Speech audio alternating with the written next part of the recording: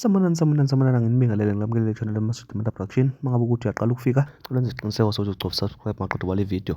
Ushaye like bese ke uyakhomenta kulolu daba namhlanje. Nganisa wethu udaba engize ngalo njengamanje lumayelana nalamakhosazana amabili owabona esithombeni sakho okubukeka sengathi aphethe izikhali okuyizibhamu. Lamantombazane amabili ke kunevideo yawo ebizungeza ezinkundleni zokuxhumana esontweni eliphelile lapho khona bebukeka edlala ke ngesibhamu ezikhokha ezishintsha ekhombana ke ngazo engathi ke bekukhona nabesilisa ababili abebekade ke behleka noma ke beshutha ke lama video. Umphakathi ke ubeke usukhuza umhlola uma ngabe kubona abantu bedlala ke ngezikhali recklessly ngalendlela ke bebekade ke besiphethe ngayo.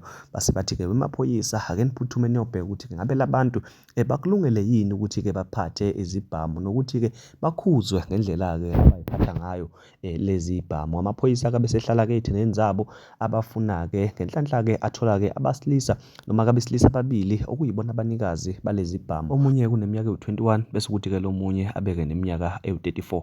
Amaphoyisa athe uma ngabe ke etheleka ke bafica ke laba besilisa abathola ke nazo ke zombili lezi ibhamu nemonto ke entshontshiwe noma ke kusola ukuthi leyo monto intshontshiwe. Kuthe mangabe ke kubhekwa ke lezi ibhamu kwatholakala ukuthi ke cha kazikho emthethweni nokungenzeka ukuthi ke zinamanye amacala amaningi. Ikhona ke amaphoyisa esazoyiphenya lezi ikhali. Athe uma ngabe ke babamba ke amaphoyisa ayisethi ke cha asikaqedi ke madoda, baphi odali benu, ziphi intombi zenu ebenikade ke nidlala nazo, ngoba phela ke nabo banecala laba ke besifazane ngazo lezi ikhali. Abesilisa ke bathi cha kasibazi ke thina.